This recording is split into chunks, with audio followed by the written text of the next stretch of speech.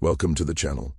Today's story takes us back to the year 1912 and tells the remarkable journey of Joseph, the only black man known to have traveled on the Titanic. For many decades, his voice was missing from history until his story finally broke the silence 83 years later. This is a deep and emotional story, so take a moment, breathe slowly, and listen closely. Before we begin, remember to subscribe to the channel and leave a comment telling us which city and country you are watching from. Your support helps make sure these forgotten stories are remembered, not lost. Let us begin.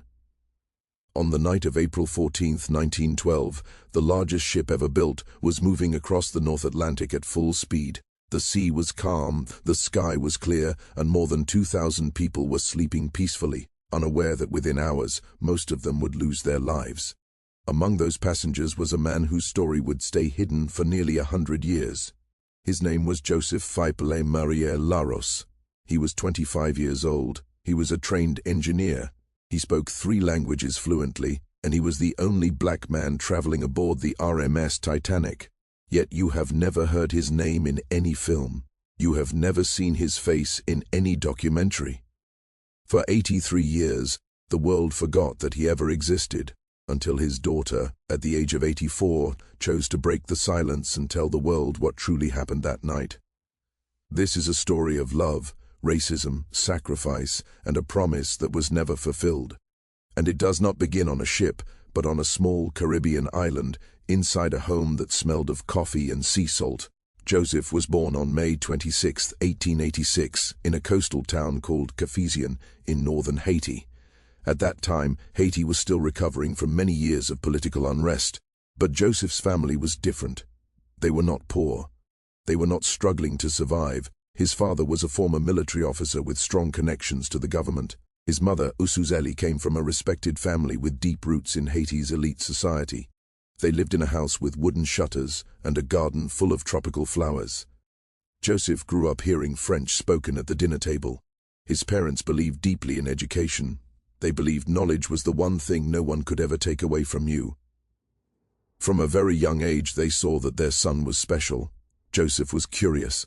He asked questions about everything around him. He wanted to understand how things worked. He would take apart old clocks just to see the tiny gears inside. He would stand at the port watching ships arrive, wondering how something so heavy could float on water. His mother noticed this curiosity. She understood that Haiti at that time could not give her son the education he deserved. The schools were limited, and opportunities were rare. She had a dream for him. She wanted Joseph to become an engineer. Not just any engineer, but one trained in Europe, someone who could build bridges and design machines, someone who could return to Haiti one day and help rebuild the nation. So when Joseph turned 15 in the year 1901, his mother made a decision that would change his life forever. She sent him to France. This was not an easy journey. In 1901, traveling from Haiti to France took several weeks. Joseph boarded a steamship with a small suitcase and a letter of recommendation from his father. He spoke very little during the voyage. Most of the time, he stood on deck watching the endless horizon, wondering what Europe would be like. He had seen pictures in books. He had heard stories from relatives who had visited Paris, but nothing could truly prepare him for what awaited him. When the ship finally arrived at the port of Le Havre, Joseph stepped onto French soil for the first time. He was alone. He was 15 years old, and he was black in a country where almost everyone was white. Joseph then traveled by train to a city called Beauvais, about 80 kilometers north of Paris. This was where he would study. This was where he would spend many years of his life. The city was small, with cobblestone streets and old stone buildings. The winters were bitterly cold, far colder than anything Joseph had ever known in Haiti. But he adjusted. He rented a small room, enrolled in school, and began studying engineering with a level of focus that impressed his teachers. Joseph was not only intelligent, he was disciplined. He woke up early every morning and studied late into the night. He mastered French grammar until he could write better than most of his classmates. He studied mathematics, physics, and technical drawing. He wanted to prove that a black man from Haiti could compete with anyone in Europe. But life in France was not easy. People were polite but distant. Some had never seen a black person before. They stared at him in the streets. They whispered when he entered a room. Joseph learned to ignore it. He focused on his education. He told himself that once he earned his diploma, everything would change. People would respect him for his skills, not judge him for his skin. He believed this deeply. For a time, it seemed he was right. Joseph graduated with an engineering degree in the early 1900s. He was proud. His mother was proud. He had achieved exactly what she had hoped for. But when Joseph began searching for work, he discovered a truth that would follow him for the rest of his life. No one wanted to hire a black engineer. It did not matter that he had the same degree as others. It did not matter that his French was perfect. It did not matter how intelligent or hard-working he was. The moment employers saw his face, the job suddenly no longer existed. His applications were ignored. Interviews ended with excuses. He applied to dozens of companies, engineering firms, construction businesses, and government offices. The answer was always the same: no. This was France in the early 1900s. Racism was not written into law like it was in America. There were no signs saying whites only. There were no separate train cars or water fountains. But discrimination lived in quieter ways. It lived in looks, in silence, in opportunities never offered, in doors that never opened. Joseph felt it every day, and it was slowly breaking him. He eventually found work, but not the kind he had trained for. He took small, low-paying jobs that did not require his engineering skills. He worked harder than everyone else, hoping someone would notice. But promotions never came, raises never came. White co-workers with less education were always chosen over him. Joseph was trapped, and he was beginning to lose hope. Then something happened that changed his life. In the city of Villejuif, just south of Paris, Joseph met a young woman named Juliette Marie Louise Lafargue. She was the daughter of a local wine merchant. She had brown hair, gentle eyes, and a smile that made Joseph forget his pain. Juliette was white, her family was French, and in 1908, loving a black man was not acceptable to society. But Juliette did not care about society. She cared about Joseph. She saw beyond his skin color. She saw his intelligence, his kindness, and his strength. She fell deeply in love with him. They met through a family friend who had been mentoring Joseph. At first, their conversations were formal and polite. Over time, they grew closer. Joseph visited her home. They walked together through the streets of Villejuif. They talked about books, dreams, and the future. Juliette wanted to know everything about Haiti, about Joseph's childhood, his mother, and the ships he used to watch at the port. She listened to him like no one ever had. Juliette's father strongly opposed the relationship. As a wine merchant, he feared scandal. His daughter marrying a black man would damage his reputation and his business. But Juliette was determined.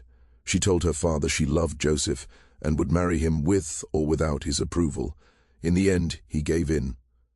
On March 18, 1908, Joseph Philippe Lamérié Laros and Juliette Marie Louise Lafargue were married in a small ceremony. Joseph was 21, Juliette was 20. Despite everything, they were finally together. Their early years were happy but difficult. Joseph still could not find proper work. The discrimination had only grown worse. Now he was not just a black man, but a black man married to a white woman. Some people treated him with open hatred. Others refused to do business with him. Life was hard, but they endured. They lived modestly in a small apartment. On February 19, 1909, their first daughter was born. They named her Simone. She had her mother's eyes and her father's smile. Joseph held her and cried, "Promis. Sing to give her a better life." On July 2, 1910, their second daughter, Louise, was born. She was premature and very weak. Doctors feared she might not survive.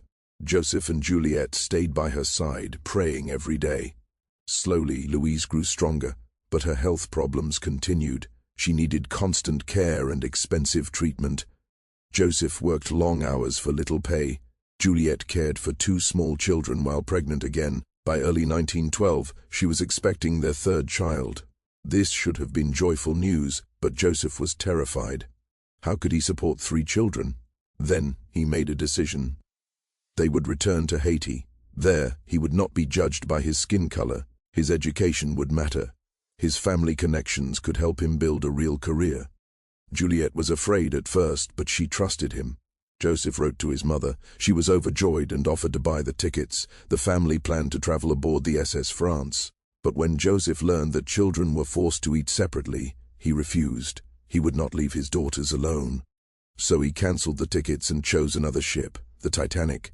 It was new, famous, and did not separate families. Joseph exchanged first-class tickets on the SS France for second-class tickets on the Titanic. On April 10, 1912, the family boarded at Cherbourg. As Joseph stepped onto the ship, he saw its massive size and smiled. For the first time in years, he felt hope. He was taking his family home. He would not allow anyone to spoil this moment. Over the next few days, the Larot family slowly settled into a routine. Joseph woke early each morning and walked along the deck, breathing in the salty air and watching the endless ocean stretch toward the horizon. Juliet stayed in the cabin with the children, reading stories, playing quiet games, and resting whenever she could. They met for meals and talked often about Haiti. Joseph described the beaches, the mountains, and the house where he had grown up. He told her about the food his mother used to cook and the rhythm of drums during carnival season. Juliet listened carefully to every word, slowly falling in love with a country she had never seen. Other passengers continued to treat the Larot family with a mix of curiosity and distance. Some assumed the children were not really theirs. One woman reportedly believed Simon and Louise were Japanese because of their light brown skin and dark hair. Joseph overheard comments in both English and French. He understood every word, but he never answered back. He never confronted anyone. He simply lifted his head and kept walking. He had spent his entire life dealing with people who believed they were superior. He refused to waste his strength on them. On Sunday, April 14, 1912, the Laros family attended a church service held in the second-class dining room. It was a short, non-denominational service led by the ship's captain, Edward Smith. Passengers sang hymns, prayed together, and gave thanks for the clear weather and smooth journey. Joseph sat with his family near the back. He was not deeply religious, but he welcomed the calm of the moment. He closed his eyes and thought of his mother in Haiti. He imagined her smile when she saw him again. He pictured her holding her grandchildren for the first time. In just a few days, they would finally be together. After the service, Joseph did something unusual. He went to the second-class smoking room. It was a place where men gathered to drink, talk, and play cards. Joseph rarely spent time with strangers. He preferred being with Juliet and the children. But something drew him there that day. Perhaps he wanted to relax. Perhaps he wanted, just once, to feel like an ordinary passenger. He sat in a corner, ordered a drink, and watched the other men laugh and joke. For a brief moment he felt like he belonged. That evening, the family shared what would be their final dinner together. The meal included lamb, roast beef, vegetables, and several desserts. Simon finished everything on her plate. Louise was restless, as usual. Juliet looked tired but peaceful. Joseph looked at his family and felt a wave of love so strong it almost hurt. These three people were his entire world. He had crossed oceans for them. He had endured humiliation for them. He would do anything to protect them. After dinner, Juliet took the children back to the cabin. Joseph kissed them good night. He told Simone to behave well. He whispered to Louise at her Papa loved her. He kissed Juliet and said he would come to bed soon. Then he returned to the smoking room to enjoy what he thought were the last quiet hours of the voyage. The next day, they would arrive in New York. The real journey was about to begin. At 11:40 p.m., Joseph felt a light shudder pass through the ship. He looked up from his drink. Other men had felt it too. Someone joked that they must have hit a whale. Another man laughed uneasily. Then the engines seemed to stop. The room fell silent. Joseph stood up. Something was wrong. He felt it deep inside his body. He walked quickly out of the smoking room and onto the deck. The night air was painfully cold. The stars were bright beyond belief. Scattered across the deck were pieces of ice, small chunks like broken glass shining under the ship's lights. Joseph picked one up. It was icy and wet in his palm. He looked toward the front of the ship and froze. A towering white mass was scraping along the starboard side of the Titanic. An iceberg. Joseph dropped the ice and ran. He raced through the corridors like a man driven by pure instinct. His heart pounded so hard it felt like it would burst from his chest. His breathing came in sharp, burning gasps. The elegant hallways that had seemed so welcoming hours earlier now felt like a trap. He turned corner after corner. nearly colliding with a steward walking calmly in the opposite direction, as if nothing had happened. The steward was young, barely more than a boy, with a pale face and a neat white uniform. He told Joseph there was nothing to fear. The ship had brushed some ice, he said. Everything was under control. Passengers should return to their cabins and wait. His voice was calm, his hands were steady. But Joseph saw his eyes, and they told a different story. Fear lived there, clear and undeniable. Joseph did not believe him. He pushed past and kept running. The corridors were filling with confused passengers. Some wore nightgowns and pajamas, hair messy, eyes heavy with sleep. Others were fully dressed, holding bags and valuables as if preparing for a normal stop. A woman sobbed nearby.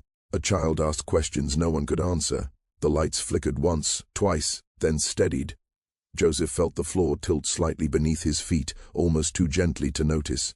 But he noticed. When he reached the cabin on Deck E, he threw the door open so hard it struck the wall. Juliet was sitting upright in bed, confusion and fear spreading across her face. Her hands rested protectively on her pregnant stomach. The children slept peacefully. Louise lay curled in her bed, thumb in her mouth. Simon slept sprawled across her mattress, clutching her favorite doll. The impact had been so soft it had not even woken them. Juliet asked what was happening. Her voice was calm, but Joseph saw the fear growing behind her eyes. He told her to get dressed. He told her to dress the children warmly. He told her they had to go to the deck immediately. He did not explain. There was no time. Juliet moved fast. Though 7 months pregnant, adrenaline gave her strength. She pulled a thick coat over her nightgown and grabbed scarves and hats. She wrapped Simon in a blanket and lifted her gently. Simon murmured and rested her head on her mother's shoulder. Louise cried when she was picked up, stiff with fear. There was no time to comfort her. Joseph grabbed the life jackets stored in the cabin. He had seen them before and thought nothing of them. They had seemed unnecessary. The Titanic was unsinkable. Everyone said so. Now they felt like the most important things in the world. He helped Juliet put hers on, fumbling with the straps. He secured one around Simone. He held Louise while Juliet adjusted her own jacket. Louise cried harder, sensing the fear in her father's shaking hands. They left the cabin and moved toward the upper decks. The corridors were crowded. Stewards spoke in calm voices, giving unclear instructions. Please proceed to the boat deck. Please remain calm. But how could anyone stay calm when the floor was sloping, when the lights kept flickering, when the greatest ship ever built was slowly dying? Joseph guided his family through staircases packed with people. He carried Louise in one arm and held Juliet with the other. Simon clung to her mother's coat, struggling to keep up. The sounds were overwhelming, crying, shouting, praying, the groan of metal, and beneath it all, the sound Joseph would never forget. Water. Rushing, pouring, unstoppable water flooding the ship. When they reached the boat deck, Joseph finally understood the scale of the disaster. The deck was chaos. Hundreds of passengers crowded around lifeboats. Officers shouted orders. Crew fought with ropes and pulleys. Women screamed for their husbands. Children cried for their parents. The cold cut through everything. Every breath burned. Above them, the stars shone brightly indifferent, and the orchestra was playing. Musicians stood there, calmly playing cheerful music as if nothing was wrong. The sound clashed with the screams and panic, making the scene feel unreal. Later, Joseph would understand their courage. In that moment, the music felt cruel. Joseph pushed through the crowd, searching for a lifeboat still taking passengers. The ship was tilting now. He could feel it clearly. The bow sinking, the stern rising. Time was slipping away. He spotted a lifeboat on the port side. An officer stood nearby, shouting the same words again and again. Women and children first. Joseph heard the rule. He understood it. He accepted it. Accepting the rule did not make the pain any lighter. Juliet looked at Joseph with tears pouring down her face. The icy wind cut into her cheeks, leaving her skin red and burning. She did not want to leave him. She grabbed his arm with a strength he never knew she had, her fingers digging into his coat, her eyes begging him to come with them. Joseph gently shook his head. He could not. It was impossible. The officer was watching closely. The rules were firm. If Joseph tried to step into the lifeboat, he would be stopped. He would be pushed back. He might even be shot. He had heard stories of officers using guns to keep order during shipwrecks. He would not risk it. He would not risk his family's only chance to live. He told Juliet he would find another way. He told her there were more lifeboats on the other side of the ship. He told her they would meet again in New York. He told her to be strong, to protect the children, and to never forget how deeply he loved her. His voice sounded calm, but inside he was falling apart. Inside he was screaming. He did not want to let her go. He did not want to watch his family vanish into the dark night. But he had no choice. The officer motioned sharply for Juliet to board the lifeboat. Other women were already climbing in, their faces pale with fear, their movements rushed and clumsy. Juliet hesitated. She looked at Joseph one last time, fixing his face in her memory, burning the image of him into her heart forever.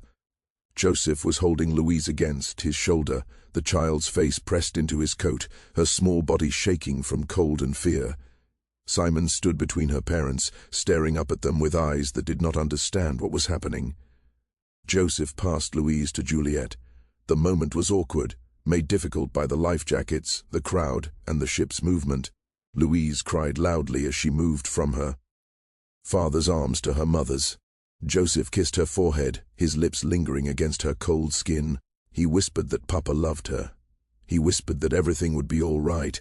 Then he lifted Simone and placed her beside Juliet in the lifeboat. The 3-year-old immediately began to cry, stretching her arms toward her father, her small voice cutting through the noise like a blade. And then something went wrong. In the rush and confusion, the lifeboat began to lower before everyone was fully settled. Juliet and Simon were pushed to one side by other passengers, while Louise was still in Joseph's arms. He had tried to hand her over, but somehow, in the chaos, the child was back with him. Or maybe he had not let go. Maybe he held her 1 second longer than he should have, wanting to feel her weight just once more, unaware that the lifeboat was already moving. The ropes creaked, the pulleys groaned. The lifeboat dropped several feet, then stopped, swinging slightly in the frozen air. Juliet screamed. She could see Louise still on the deck, still in Joseph's arms, slipping farther away with every second. She reached out desperately, her arms stretched toward her baby, her face twisted with unbearable pain. Joseph tried to move forward, but bodies pressed against him from all sides.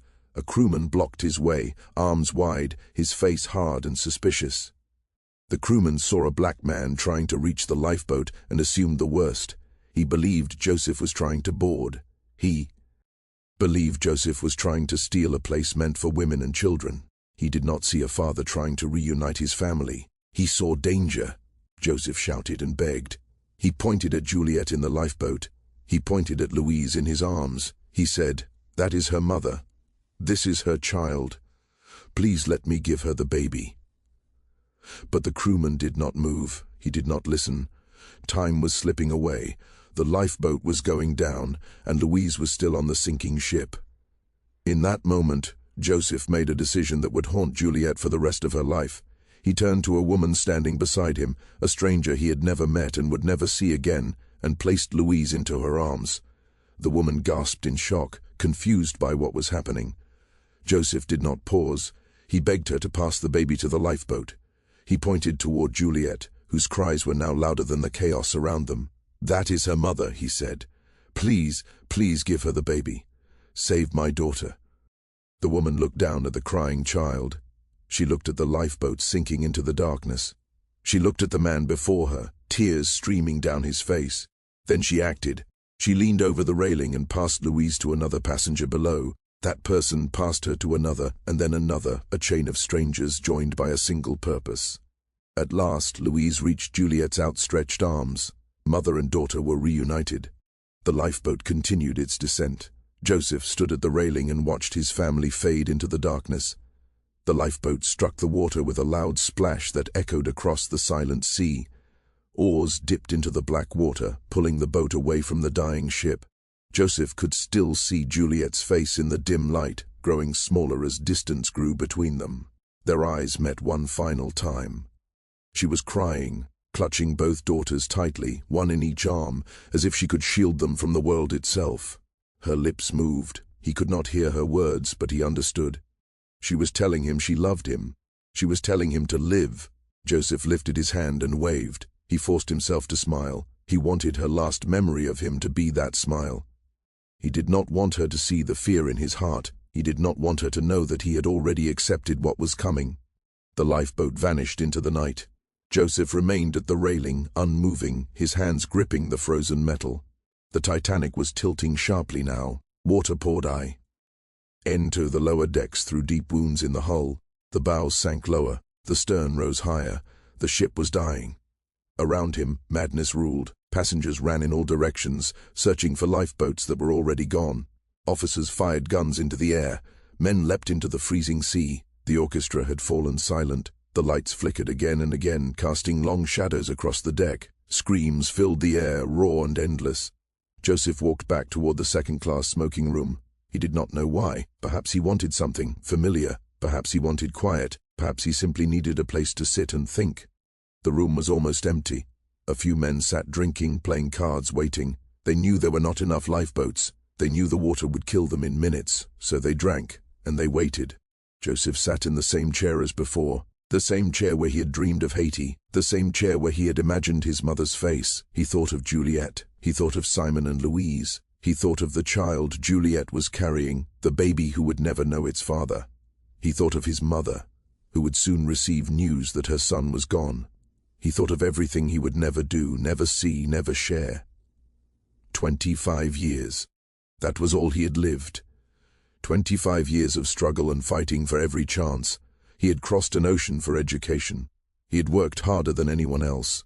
Still, it had not been enough. His skin color had followed him everywhere, closing doors, stealing opportunities. Yet he had loved and been loved. He had built a family. He had tried to live with honor. Joseph closed his eyes. He imagined Juliet and the children being rescued. He imagined them starting a new life. He hoped Juliet would find peace. He hoped she would tell their children about him. At 2:20 a.m. on April 15, 1912, the Titanic broke apart and sank beneath the Atlantic. The sound was terrible, metal tearing, a thunderous crash, then silence. The stern rose high, pointing at the stars, and then disappeared. Screams filled the water as more than 1,500 people were thrown into the freezing sea. Joseph Philippe Lamaya Laros was among the dead. His body was never found. The lifeboats drifted for hours, surrounded by fading cries. One by one the screams stopped. Juliet held her daughters tightly, never sleeping, never speaking, staring into the darkness, hoping. But hope slowly died. At dawn, the Carpathia arrived and rescued the survivors. Juliet searched desperately for Joseph. No one had seen him. At last, she accepted the truth. She arrived in New York, a widow at 25, pregnant and alone. She returned to France. Months later, she gave birth to a son and named him after his father. Juliet never remarried. She raised her children alone and kept her silence for decades. Only in 1995 did Louise finally tell the world her father's story. For the first time in 83 years, Joseph Laros was remembered. Today, his name is no longer forgotten. He was a husband, a father, a man who loved deeply, the only black passenger on the Titanic, and his story will never be erased again.